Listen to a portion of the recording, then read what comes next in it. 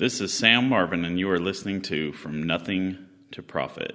Welcome to From Nothing to Profit, a photographer's podcast with Matt and Kaya, where each week they talk to photographers about what is working in their business now so you can swipe those ideas and grow your business faster.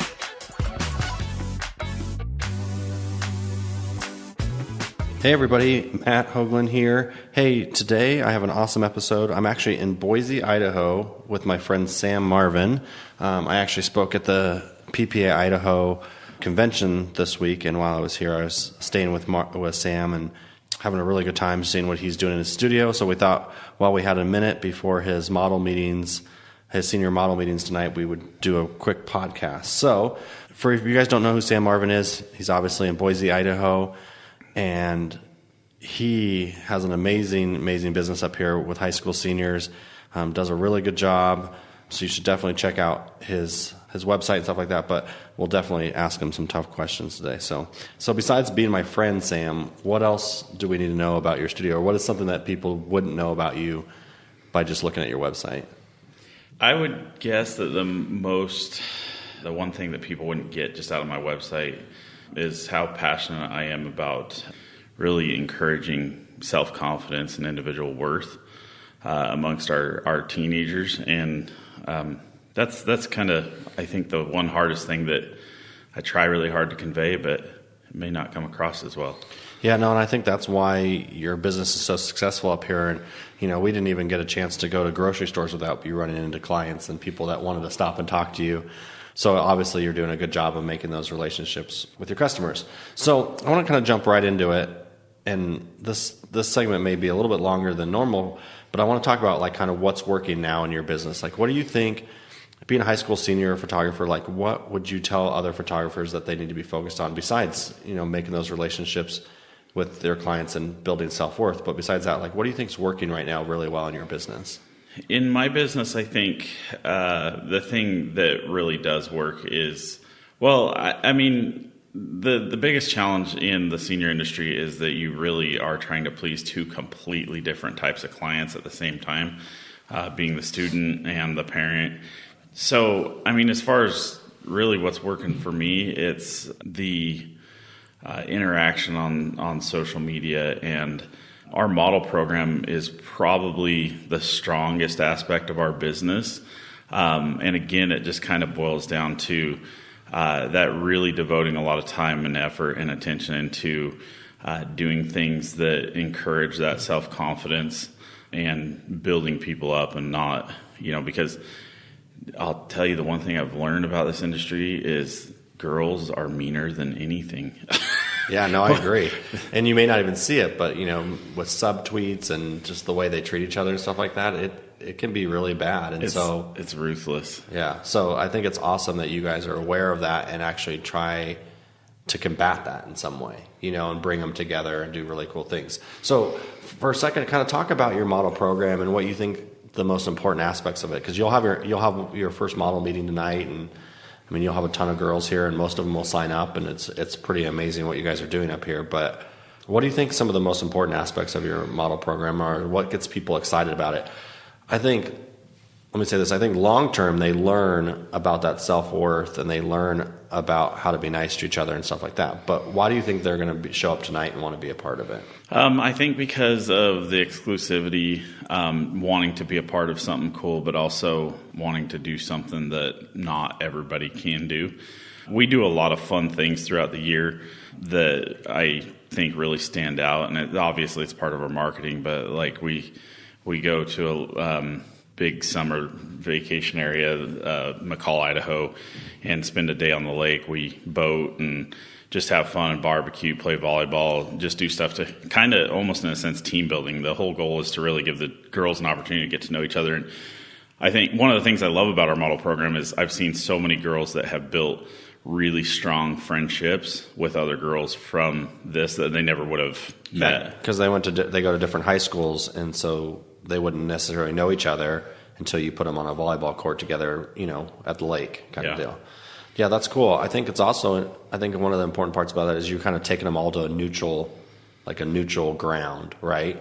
And taking them away from the areas that they know and stuff like that. And it's like putting them all in like a strange place, which they probably have been there before, but then it's like they have to start fresh. They don't have their stomping ground and stuff like that. So then, they can start to build those relationships, and they have an experience together.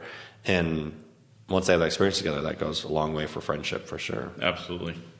Kind of what else? So you guys do the Lake Day.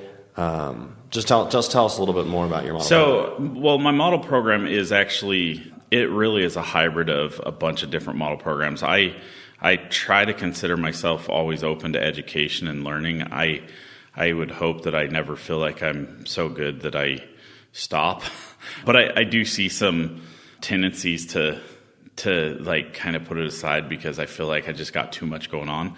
But I've really, over the years, I've developed a couple of different model programs I take little pieces from, and that's how I've made mine. One of them that I learned a long time ago was our fashion show, and despite it's a really challenging thing to do, the event itself, it's honestly, it's kind of a nightmare. Yeah. But every year I ask our girls, I'm like, what was something that really stood out to you? And it's so, just falling in line with our mission statement, seeing how much the girls, when they get up on stage and they're just like terrified, they're shaking and they're like, oh my gosh, I can't walk this 60-foot runway.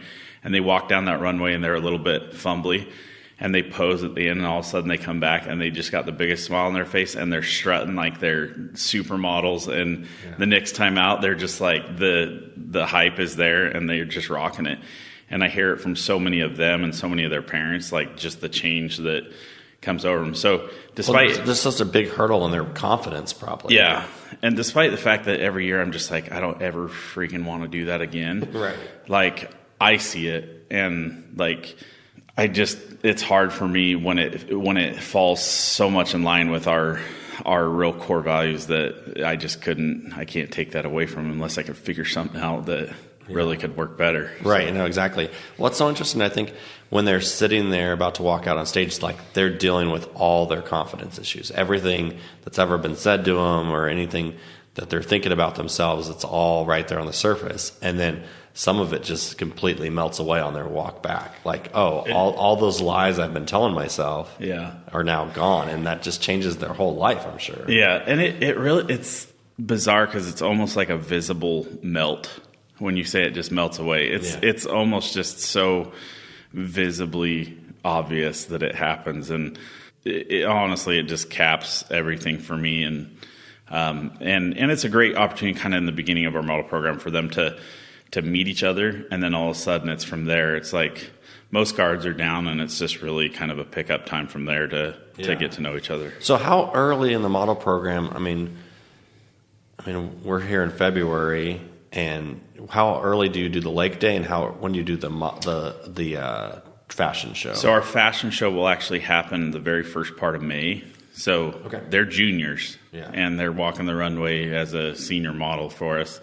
But the end of the school year, and that's the end of their junior year. But the idea is obviously to generate some buzz about them and about us, and then we do Lake Day typically right before the 4th of July, because we try to make a USA red, white, and blue theme.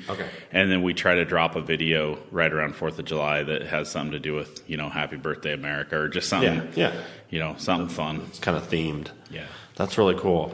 About how many models will you sign up in a year? Do you typically sign up? The highest year we've ever had 55, and the lowest year, which was actually this year, we had 28. We started out with 32, but ended up with 28. Yeah, and it's so interesting. We've seen the same thing in our business. Not that the model program is getting smaller, but as you refine your business and you start clipping some of the edges, it just naturally gets smaller. But it's not smaller worse. Like you were telling me earlier, like you had a smaller model program, but you made just as much money, which it's like you and I were talking about it, like we kind of value our success on the amount of volume we do. Yeah. So when we're down in sessions, we're thinking we're losing, but then you look at the numbers and you actually are in the same place. So it's like a dream come true where you do as much money but less work, like less sessions. But while it's happening, you're like, we're going down in flames. We're going down in flames. I weigh so heavily. I'm a numbers guy. I love numbers. Like it it jazzes me. Like I look through my numbers all year long and I'm like, okay, I got to be right here to be good. And, when we started out last year with fewer models, I knew we were more qualified models. Yeah. Like I knew there were more qualified customers. And the great thing is that I knew that we had trimmed certain things to make it better. Yeah. But the fact we were down, I was just stressed as hell. Right. I was like, oh my gosh, my year is just gone. I'm screwed. I'm finally hit my peak and I'm on the, the way down. And even into October, I was just like, oh my gosh, we're down. Like we were down 30 seniors from last year, but we did $20,000 more in sales. Yeah, exactly. And I didn't really see that until the end of the year. I started doing profit and loss and stuff. And I'm like, man, I got to get my head out of these numbers. Yeah, because it actually worked out for you. But I can imagine the journey through the year. You're probably just talking to your wife, Michelle, and just like, we're losing, you know. And we've seen some of that in our business as well. And I don't think it's a bad thing. But like you said, you and I think have a lot in common in the fact that like sessions equals number of sessions equals success, and that's not always the metric. No. That's not always the most important metric. No. Okay, so let's shift gears a little bit and let's just talk about the industry. It was really cool being at PPA Idaho this week. I spoke and Tim Walden spoke. So I think this is kind of a fresh question. Like, what is one thing that like you're fired up about the industry or that you hold as true of the industry? You can talk about how the industry is changing, whatever you want to do. But like when you think about the industry, what do you think about? Change. Yeah.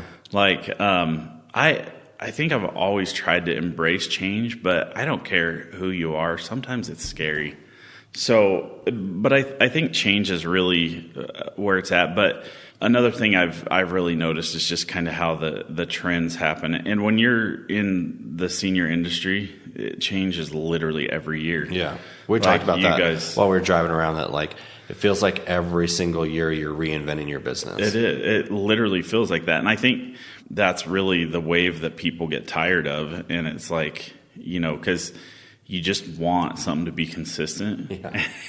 And it's never consistent. Like, I mean, there's certain things that can be consistent, but your client, your customer is literally different every single year. Yeah. And so. Well, and we talked about this in the car too, and I'm sorry to keep saying that to the podcast audience, but Sam and I had a lot of conversations this week, and I think the class of 2020 is going to be different than the class of 2019, and the reason is because for 12 years they've been following the class of 2019, and so they see what they do, and they don't want to be the same. They want their own identity. They see things differently. It's no different than siblings, right? The younger brother doesn't want to be a lot like the older brother because he sees him get in trouble a certain way. He sees him act a certain way, and he's like, I'm never going to act that way because I saw what it did. It becomes their own personality. Each class becomes their own personality as well because they're following the previous class. And I joke that they actually have like a PhD in how not to be the class before because they've been following for 12 years, you know? So like they have most of their lives they've been looking at that class above and saying, I'm not going to do what they do. So it's just interesting. But so you have to reinvent it because what one class cares about one year, the next class doesn't care as much about it. And sometimes it can be just like drastically different. Yeah, I totally agree. So what changes are you seeing right now? I mean, I know it's going to be unique to your market and unique to your business, but what are you kind of seeing right now? Right now, I think one of the biggest changes I've seen is I've really watched a crazy roller coaster with social media and how we went from a time where everybody literally put just everything, every part of their day on social media and out there. Right. And the food they ate, everything. Yeah. And now the platforms, the way they've kind of rolled out, I've noticed that it's almost like it's the unwritten rules. And I think we were kind of talking about that and trying to figure out the unwritten rules, like, oh, I can't post a picture more than once every 3 or 4 days, and it's got to be a perfect picture, and I can't post a selfie. Which is what's funny is they even call a picture that I took of them a selfie, right? And I'm like, did you forget what a selfie is? It's actually where you hold up the camera and take a picture of yourself. And they're like, well, I can't post a selfie because I posted one of those like 3 weeks ago, and so it's like it's bizarre the changes that happen in social media and how they govern the teenage world. Yeah, no, exactly, because it is their brand and it is their portfolio, it's their profile online and everything, and it's Yeah, like they do. They care so much about it. That's really interesting that you say that, because I never really thought about the fact that kids right now are literally becoming brand geniuses. Yeah, no, well, like think about how much time, Sam, you spend building your brand every day. And we talked about it all week, and they do the exact same thing. Yeah. And they are laying in bed and trying to calculate exactly what they should be putting online and what not putting online, because they know everybody can see it. And it's so calculated now. Yeah. And it used to not be. It used to just be this fun place you just threw stuff on and people liked it and commented. And it was this really fun place, like just to interact, and now it's way more calculated than I've ever seen before. It's almost like you got to get a degree in social media just to... Yeah, but then it changes all the time, right? Like what we're talking about right now wasn't true 3 years ago, and 3 years ago wasn't that long ago. I don't think it was true a year ago. Yeah. Like, I mean, the amount that has changed just in the year. I remember, I want to say 7 years ago, I'd never even heard of Instagram. And I was like... I know that's bizarre to say, like right now, but I was out on a shoot with a customer, and they told me, "Oh, you got to get on the Instagram." Right. And I was like, "Yeah, that crap's not for me. Like, I just can't do it." And of course, that night I posted on Instagram, and it was just like all of a sudden just jumping in. Yeah. And I was like, "Man, I can do this." And I spent like a year like dumping my whole energy into Instagram. And the next year, I was like, man, I'm so on top of this. I'm so game. Yeah. And next year, all of a sudden, people are like, yeah, moms are on Instagram. We're going to Snapchat. Right, exactly. And I'm like, well, I don't have the energy. I can't do that. And it's so interesting. Like we've started pulling back from Snapchat a lot in the last couple of months, and we've seen our kids as well. And I think we realized that like we can't do it all. And as much as I was so high on Snapchat and thought it was the best thing to ever happen to the senior market, like I think it's not necessarily a match for our brand anymore. And so it'll be interesting to see like, where the kids go and how you do that. Because they're also on multiple social medias at all time too. Yeah. And I think you hit the nail on the head last night when we were talking. Really, they've gotten so accustomed to posting on both Instagram stories and Snapchat stories that they've realized that they're still going to go to both, but they're going to check both. It's not like they're going to spend all their time on. Well, they treat them totally different. Like they don't even see them as similar platforms like maybe we do. They see Snapchat as like this messaging platform, and then they see Instagram as this inspiration portfolio platform. Yeah. Even though it's kind of the same, but they see them totally different. The way they interact and communicate on Snapchat is completely how they would on Instagram. Even if they're using like the DM part of both of them, it's just different, So one thing I saw last year actually with my seniors, I got a crazy amount of Snapchat messages last year, and almost none of my seniors would text. Right. They would send me messages on Snapchat, and I was like, guys, I'm an old man. Like, I can't remember things. You send me a message, it disappears. I'm like, I need like something that sticks around that I can like go back and look and be like, oh yeah, what did that person say to me? Right. It's been different this year, but I think they probably just decided Sam can't keep up, and so we have to meet him where he is. Yeah, exactly. So that's really awesome. Hey, on that note, let's just take a quick break, and we'll be right back. Hey everyone, tell me if this sounds familiar. You look at your calendar and notice you need clients now. So you do a little marketing and get some phone calls. You get busy helping those new clients. They schedule sessions, they place orders, and life is good. But once they're done, your calendar is empty again. The reason is you didn't have time to market while you were busy. Sometimes your business feels like a roller coaster. And let me tell you something, it is. And believe me, you're not alone. Photographers everywhere have the same problem. But I have some great news. Matt's business, Allison Ragsdale Photography, after years of trial and error, has cracked the code. It works so well, he's created a new class all about it. It's called Get Clients Now, a dead, simple approach to getting photography clients. Everyone at From Nothing to Profit is excited to share this info with you because this system helped Matt and Allison book hundreds of clients this year at their studio. And the best part about this system is that it's simple to set up and it works while you're sleeping. No hard selling or creepy marketing. All you have to do is help your clients answer their most pressing questions. Clients love the system and say it is the #1 reason they book with Matt and Allison. If you're interested in learning more about this system, go to photopodcast.co/simple. Matt has created a short free video that introduces this system. If you like what you hear, podcaster listeners get an exclusive discount on the full class. So make sure you go to photopodcast.co/simple and sign up for the free video. It will help you book more clients now and create the business you've always wanted. Okay, so let's jump into the lightning round real quick. Okay. These can be faster. We can take a little bit of time because we got plenty of time here. Let's talk about when you first started. What was holding you back from becoming a full-time photographer? Fear. I think more than anything. Fear of what, though? Fear of failing. Okay. I don't know if I can say it, but just fear of failing. I think I chose not to say it. But yeah, just fear. And I see it every day.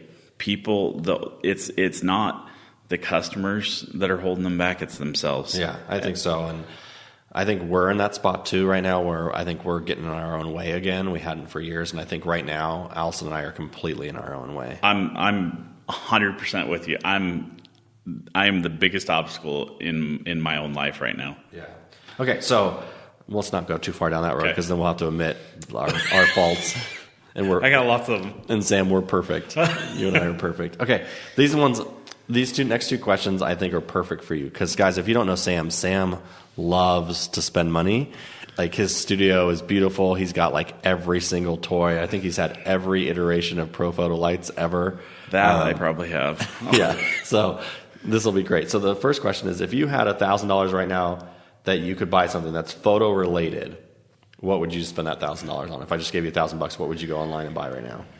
Probably some more Pro Photo modifiers because I just bought a bunch more Pro Photo lights. Okay, so that's just what you're into right now. So talk a little bit about that. Is it just because these lights are new and that's why you're into them, or do you think lights are really important in the industry? There are a couple things. I think lights are really important, but I'll be the first to admit that I think I kind of actually suck at them. I really don't know what I'm doing with lights. But I want to be good at it. But we also just listened to Tim Walden talk to us about lighting and made us all feel really stupid. It really did. But it also inspired me. But I think ultimately I want to be good at it. And I'll be the first to say I do have a problem buying crap I probably don't need. No, but I think it's also part of what made you successful too. So I don't want to keep knocking. I poke fun at you, but it's also part of your success too. But a lot of it drives from I love shooting sunset shots, and the story behind that, it really comes down to I don't have an incredible relationship with my dad, but he's taught me everything I know about nature, and that's why you see a lot of nature landscape stuff in my work. But when I was a kid, he was sitting beside me on a hill, and we were watching the sun go down. And he said, son, I want you to know that anytime you ever see a sunset, your dad loves you. Right. So that was, that's I think why, because my photography, sunsets kind of reconnect my love for my dad. So we would get into a shoot and we'd have Vagabond and alien bees and stuff. And we'd get up perfect, incredible sunset. And all of a sudden we forgot one element, like the cord or the battery. We forgot to charge that battery. And so Pro Photos, I remember the day that I bought my first Pro Photo, I literally spent 5 hours in the store, looking at them. Well, because they're not cheap, right? No, they weren't cheap. And I was I was just trying to convince myself to buy one. Right. And I walked out of the store with two of them. And then the first shoot I went out on, the wind blew one over and cracked the housing. Yeah. I wanted to cry. So it really was it. And now Godox has everything that Pro Photo does, but I am kind of a snob. Yeah, that's totally understand. Okay, so if I give you $1,000, what would you not buy in the photo industry right now? What do you think people are buying right now with their $1,000 that you're that's just a waste? And it could be just where you are in your journey too, but this is probably a really hard question for you. That is a really hard question for me because if I had $1,000, Sam needs everything. Sam has more closets full of stuff than I have studio space. Yeah, I need to get rid of some of my closets full of stuff. I should take some stuff when I leave. You'll never miss it.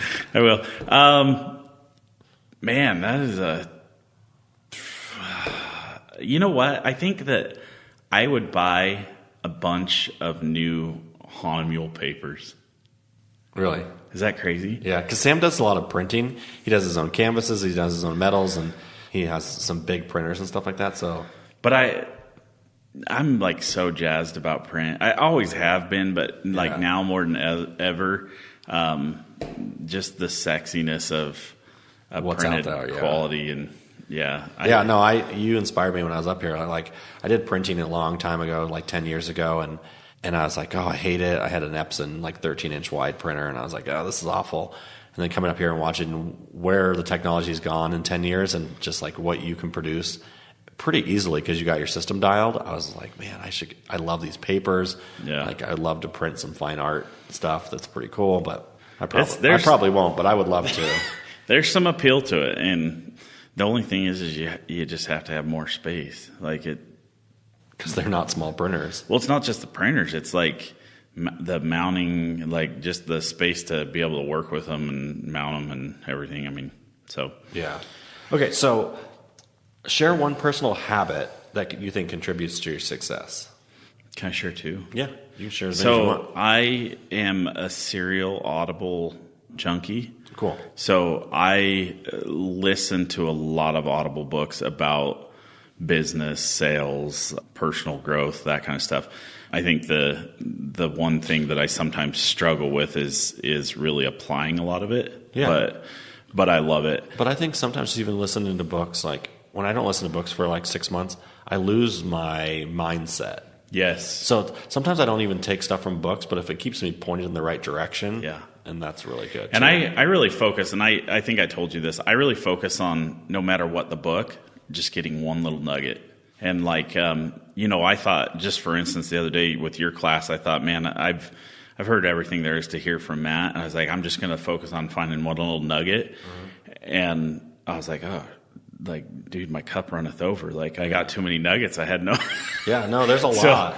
And it's just like, what I'm focused on and learning in my business is what is not necessarily what you're doing. So when we come together and share each other's knowledge, it's like, well, I've been spending the last year doing this, and you're like, oh, I didn't even know that existed. Yeah. And you do the same for me. And that was actually my second thing is teaching people like that are passionate and excited about the industry, or talking to others in the industry. Dude, if I could spend 1 week with you just driving around in my car, like every year, like. And we used to do that. Yeah, we used to do that. And I forget how valuable that little bit of time is. And it's, sometimes it's just the things that I say to you that remind me. And then there's a lot of things that you say that trigger things. And I just love I've told you this year after year. Like, I just love our time of back and forth, like talking. And I love all of our other times, like fly fishing and stuff. But that's what we used to do. We used to just get in the car and talk business and drive to a river, and like that's what we did. And I miss those times too. So I'm definitely gonna find a time to come up to Idaho this summer. Well, I need to get back down to Colorado too. I know, but we'll figure it out. I mean, we're both so busy, but at the same time, like it's so important. Yeah. Okay, so what is one book then that you would want to share, like with our audience, that you think they need to look up? You can share more than one, because I know you're a big book person. Yeah, I do have a bunch. I think the most powerful book I listened to or really went through last year was Start With Why by Simon Sinek. Yeah. And the reason why is because I started this business driven for money. Yeah. And I didn't, you know me, I love spending money, and so I got to make some money. Yeah. But I knew that I had more passion for why I did it. I just didn't. I didn't understand how to put a parameter on that, how to put a frame around it, how to really describe what it was. Yeah, give it the vocabulary you needed to organize it in your head. Yeah. Exactly. And so that book just blew my mind, and it really helped me. Cool. So one of the books that you and I just finished was Clockwork, by the same author that did Profit First. And I've talked a lot about on my podcast that Profit First, and the audience is probably sick of hearing about it, but his Clockwork book is about how to manage time in your business, not just money, but how to manage your time so that you're happy. And it was really fun to have some conversations with you this week about like how you read the book and what you thought you could do and what Alice and I thought we could do. It'll be interesting to revisit this conversation like in a year and see what we actually did with that information. Well, I mean, and that book, Mike Micallef, he honestly has been incredible in my little bit of life, just reading stuff from him. Yeah, because you were telling me I own Surge from him, but haven't read it, and then I know of Pumpkin Patch, and you were telling me Pumpkin Plan was so good. Yeah, Pumpkin Plan was incredible, and he actually spoke on the Pumpkin Plan at Imaging this year, and I didn't even know he was going to be there till I got there, and like I was just like, oh my gosh, Mike Micallef just changed my life on Profit First. And then he's there, and I was like all the stars in the skies or heavens aligned. So and I was just like after I read Profit First, I knew that he had some other ones like the Toilet Paper Entrepreneur and all that stuff. But I was like, I think I just got everything. There's no way that there could be anything like crazy valuable from him more than just that one book. Yeah, you're like, that's his book, right? That's his one. And then I literally since then have read 4 more, and I'm on to others of his. I don't know why he speaks to me. Well, I think part of what is so great about his books is he gives you a plan. Yeah. Like, not only does he give you the idea, but then he has you're here now, and here's how you take baby steps to get somewhere else. And a lot of other books just give you the idea, and then you're like, okay, now how do I do this? And he speaks really well to, I think, everybody. Because that's one of the challenges with books is, I'm like, how can I really apply that to my life? But getting back to the clockwork book that you talked about, you saw my last week. I don't have my time management down very well, but it's one of the things that I really do strive for and I work on. So that book, I'm excited because he put a lot into perspective that I wanted in my life and in my business, just didn't know how to put it together. Yeah, exactly. Okay, so what is one internet resource that you would share with people? Like, when you're online, where do you tend to go? And it doesn't have to even be education based, or like for inspiration or whatever you do. Like, how do you use the internet as a resource? The internet as a resource, YouTube. Yeah, I do too. You can find anything on YouTube. Exactly. We were having this discussion about Sue Bryce's reveal wall, and we were looking up examples on YouTube. There aren't a lot of amazing examples on YouTube because her content is kind of locked behind her membership site. But it was like you can find anything, like have a conversation, pull up a video, and watch it real quick. Yeah.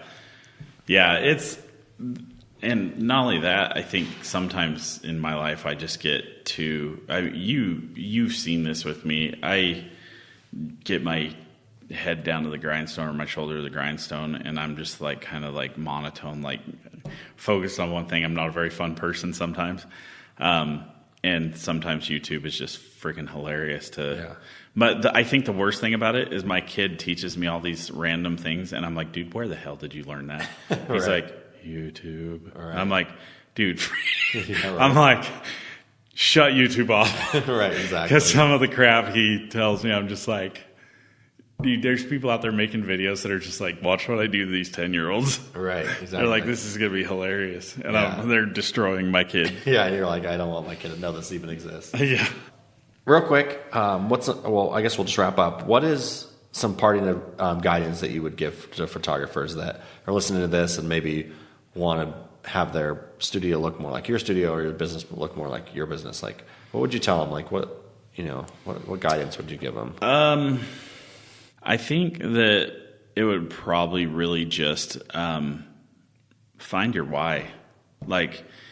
Honestly, if you can figure out why you're doing what you're doing and really have kind of a motto to stand behind or your true core values. That was another thing that was talked about a lot at Imaging.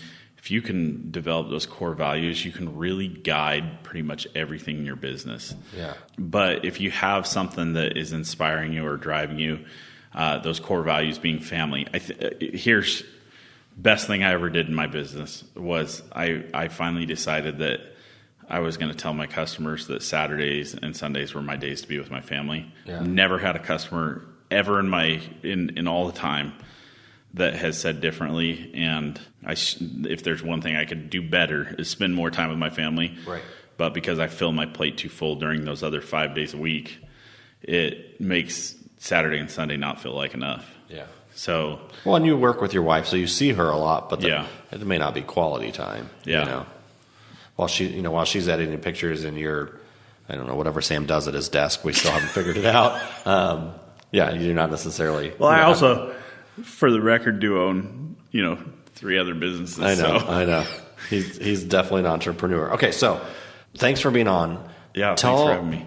Tell our audience how they can connect with you, like your website, Instagram, and then anything else that you can share about, your print company and stuff as well. Yeah, so print company is CIC Pro Labs. We're small, we're growing. We really kind of cater to our customers, but we're actually just adding some new things here in the next couple months to streamline our ordering process. So CICProLab.com is that. You can find me on Instagram at Samuel Marvin Photography, Twitter at SMP Photo, Facebook Samuel Marvin or Sam Marvin. So and then your website's just SamuelMarvinPhotography.com? SamuelMarvin.com. SamuelMarvin.com. Yeah, so awesome. So guys, take a second, check his stuff out, and you guys would be really amazed at what he's built here in Idaho. So thanks again, Sam. I'm bummed that I'm going home today, but I got to get out of your way so you can do your model meetings. And I hope that you have an amazing year again this year. And thanks, of course, for being my friend always. Yes, absolutely. Thank you for considering me a friend. Yeah, no problem. Well, thanks, guys. So that's Samuel Marvin Photography. So we'll see you guys next week. If you guys have any questions, feel free to reach out. Thank you for listening to From Nothing to Profit, a photographer's podcast with Matt and Kaya. Be sure to subscribe for more business strategy and ideas to help you create the profitable and successful business you've always wanted. See you on the next episode of From Nothing to Profit.